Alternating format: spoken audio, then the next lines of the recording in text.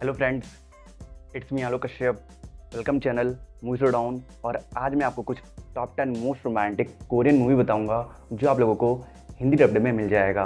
और हाँ, लिस्ट में जितनी मूवी है सभी मूवी काफ़ी ज़्यादा एडोरेबल है, जिन्हें देखने में आप लोगों को काफ़ी ज़्यादा मज़ा आएगा। और सभी मूवी लाजवाब है।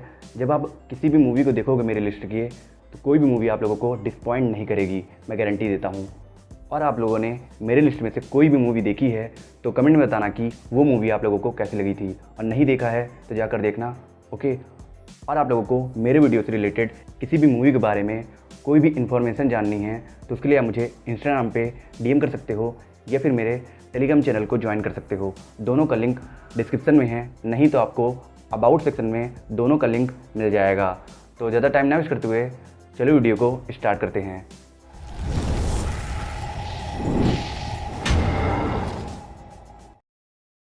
ये कैसे हो सकता है? तुमने यूनिवर्सिटी में कब एडमिशन लिया? मैंने 1995 में। 1995 में? मैंने 2021 में। 2021? वॉकमैन, ये लड़की तो पागल है।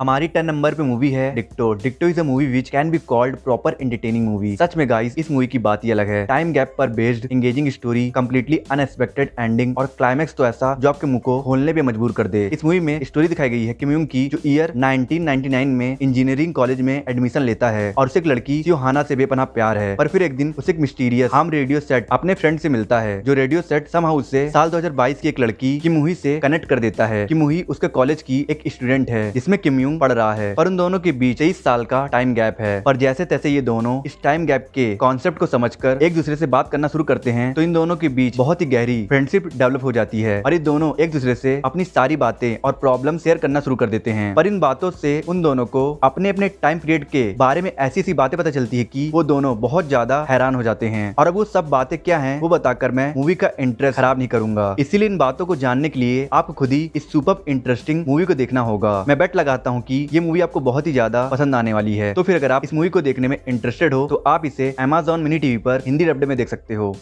मतलब तुम कह रहे हो कि तुमने 1995 में यूनिवर्सिटी ज्वाइन की? हाँ, यही कह रहा हूँ मैं। तो तुम 20 साल से उसी स्कूल में हो? क्या कहा, 20 साल से? हाँ, अभी 1999 चल रहा है। क्या बात कर रही हो तुम? तो तुम कह रहे हो कि 1999 चल रहा है? जाकर अपना दिमाग किसी डॉक्टर को दिखाओ।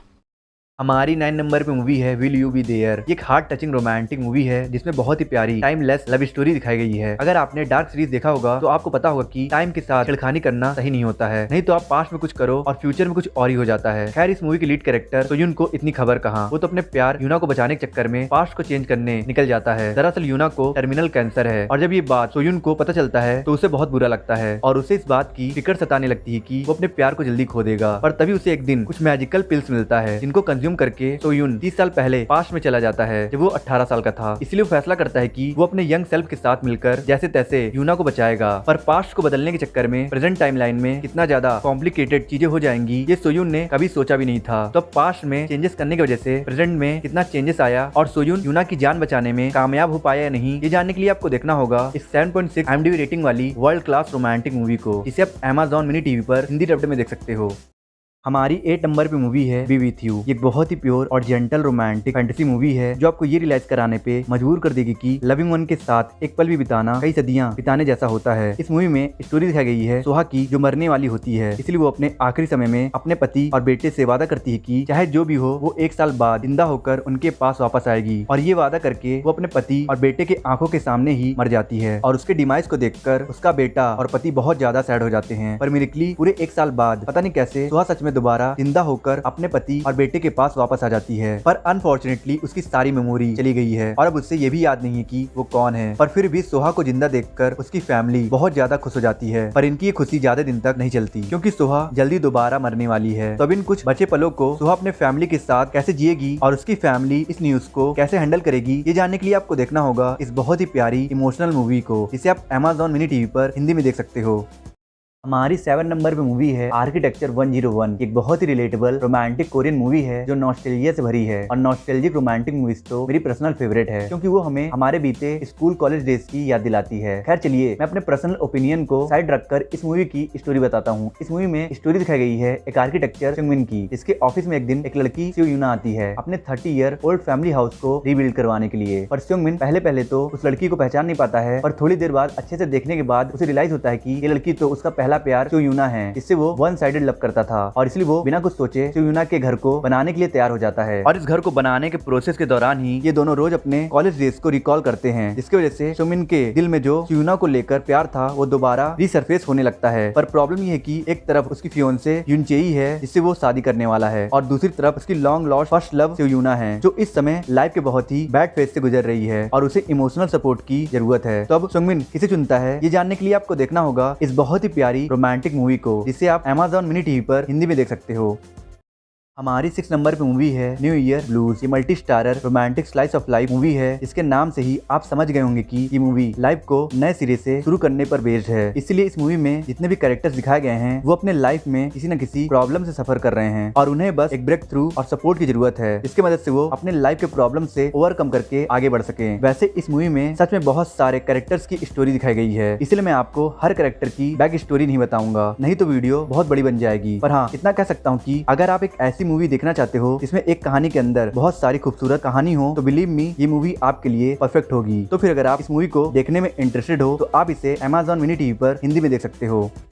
हमारी 5th नंबर पे मूवी है द प्लान मैन। एक बहुत ही mind blowing romantic comedy Korean movie है जिसमें वही opposite character attract each other वाला कॉन्सेप्ट दिखाया गया है। और जिस तरह की इस मूवी की स्टोरी है ये कॉन्सेप्ट उस पर बहुत ज्यादा सूट करता है। इस मूवी में स्टोरी दिखाई गई है एक लाइब्रेरियन जुंग सुक की, जिसने अपने लाइफ को भी बिल्कुल लाइब्रेरी की तरह बना लिया है। कहने का मतलब ये है कि वो अपने लाइफ को एकदम सिस्टमैटिक ऑर्डर में जीता है, हर काम बिल्कुल परफेक्ट समय पर। और जुंग सुक को पास के ही स्टोर कैशियर पर क्रश है और वो उससे कंफेस करने से डरता है। और फिर एक दिन वो करेज इकट्ठा करके फैसला करता है कि वो अपने फीलिंग्स को कंफेस कर देगा। पर जब जुंग स्यू कंफेस करने जाता है तभी वो एक फिजिशियन सोजुंग से टकरा जाता है, जिसकी वजह से उसका पूरा कॉन्फिडेंस टूट जाता है और वो बहुत ज्यादा फ्रस्ट्रेट हो जाता है। और उसके फ्रस्ट्रेशन को देखकर सोजुंग फैसला करती है कि वो जुन सुक की मदद करेगी उस कैशियर का दिल जीतने में। और यहीं से शुरू होती है इस मूवी का बहुत ही मेसी और फनी पार्ट, क्योंकि सोजुंग एक ऐसी लड़की है जो एकदम बेफिक्र होकर जीती है और उसके साथ काम करने के लिए जुनसुक को अपने सिस्टमैटिक लाइफ को बदलना पड़ेगा। तो अब क्या जुनसुक अपने सिस्टमैटिक लाइफ के दाव पर उस कैशियर का दिल जीत पाएगा या नहीं, या फिर सोजुंग और जुनसुक के बीच एक नई लव स्टोरी पनपने वाली है? ये जानने के लिए आपको देखना होगा इस फैंटास्टिक रोमांटिक मूवी को, जिसे आप Amazon मिनी टीवी पर हिंदी में देख सकते हो।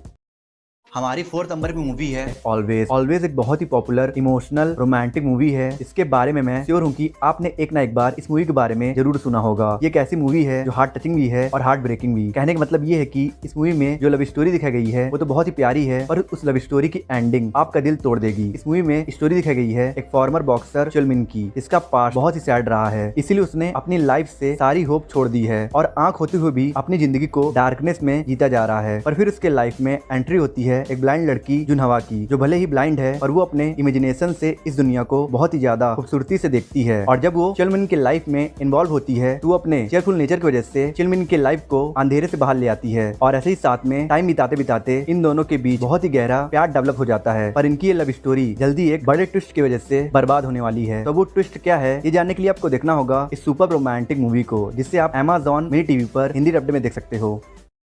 हमारी 3rd नंबर पे मूवी है Why Did You Come to My House। इस मूवी को 6.8 की IMDb रेटिंग ली है। आपने स्वीट रोमांटिक मूवी देखी होगी, आपने मॉडर्न लव स्टोरी वाली मूवी देखी होगी, पर मैं आपसे बेट लगाता हूँ कि आपने डार्क रोमांटिक मूवी नहीं देखी होगी। और डार्क रोमांटिक से मेरा मतलब वो सॉफ्ट कोर रोमांटिक मूवी से नहीं है, बल्कि एक्चुअल डार्क रोमांटिक मूवी से है। इस ड्रामा का मेन लीड व्योंग हेई है, जिसने रिसेंटली अपने वाइफ को खो दिया है और तब से वो मेंटली बहुत डिप्रेस रहता है। और इस मूवी की फीमेल लीड है सू कैंग, जिसे एक लड़के पार्क जिमिन पर क्रश है, इसलिए वो उससे हर समय स्टॉक करती रहती है। और वो पार्क जिमिन को अच्छे से स्टॉक कर पाए उसके लिए वो पार्क जिमिन के पड़ोस में मौजूद खाली घर में हर रोज घुस जाती थी। और ऐसे ही जब वो एक दिन पार्क जिमिन को स्टॉक करने उसी खाली घर में घुस जाती है तो उसे वहाँ व्योंग हेई दिखता है, जो अपने साथ कुछ गलत करने वाला होता है। इसलिए सू कैंग उसे रोकती है, पर क्योंकि वो रुकने को तैयार नहीं था इसलिए सू कैंग उसके हाथ पैर को बांधकर उसे अपना बंदी बना लेती है। जिसके बाद उन दोनों के बीच बातें शुरू होती है कि व्योंग हेई ऐसा क्यों और किस लिए कर रहा था। और ऐसे ही बात करते करते कैसे इन दोनों के बीच एक डार्क और सिली लव स्टोरी शुरू होती है। ये जानने के लिए आपको देखना होगा इस टू गुड रोमांटिक मूवी को, जिसे आप Amazon मिनी टीवी पर हिंदी में देख सकते हो। थैंक यू चांसू, मेरी जिंदगी में आने के लिए, मेरा साथ देने के लिए।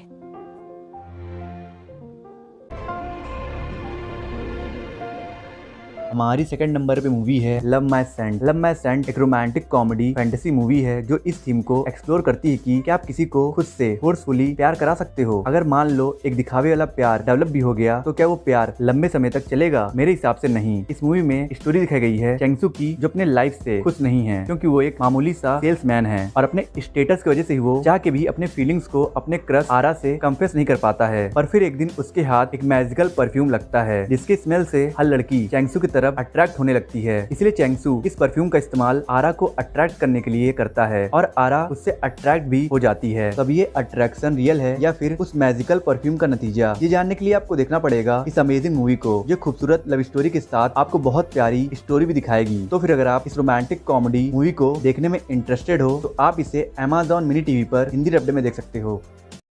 मुझे तुम्हारे जैसे चालबाज लड़के बिल्कुल पसंद नहीं है, समझ गए? और तुम मुझे पसंद हो, ये बिल्कुल सच कह रहा हूँ मैं। तुम मेरे टाइप की हो। मैं सोच रहा था आज रात हम एक साथ बिताएं तो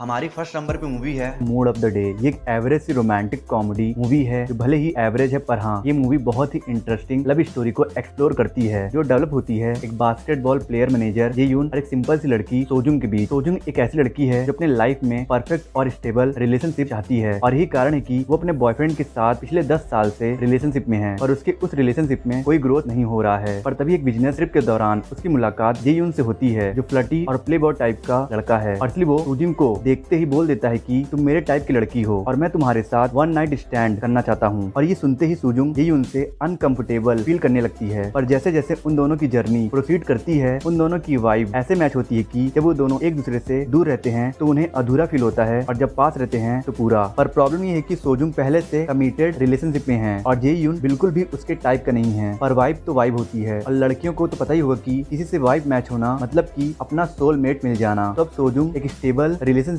को चुनती है या प्लेबॉय टाइप के लड़के को? ये जानने के लिए आपको देखना होगा इस रोमांटिक कॉमेडी मूवी को जिसे आप हिंदी डब्ड में Amazon मिनी टीवी पर देख सकते हो। वो मैं सोच रही थी कि हम आज रात एक साथ बिताएं।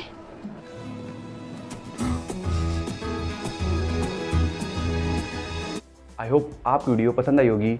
पसंद आई तो लाइक कर दो, कमेंट कर दो और वीडियो पर नए हो तो प्लीज़ चैनल को सब्सक्राइब कर देना, बेल आइकन प्रेस कर देना और मैं मिलता हूँ आपसे नेक्स्ट वीडियो में।